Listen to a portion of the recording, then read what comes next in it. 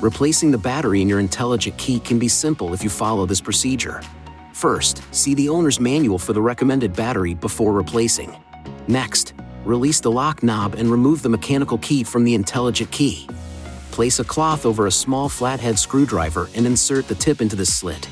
Now, twist the screwdriver to separate the intelligent key into two pieces. Look at the battery to observe which side is up, so you can put the replacement battery in the same way.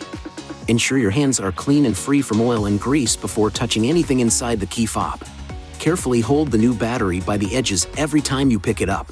Remove the discharged battery while being careful not to touch the internal circuits or electrical terminals.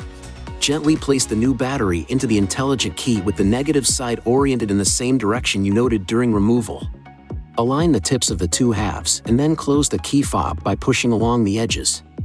Lastly, operate the intelligent key to ensure it works properly. If you need assistance with replacement, it is recommended you visit an INFINITI retailer. Please see your owner's manual for important safety information, system limitations, and additional operating and feature information.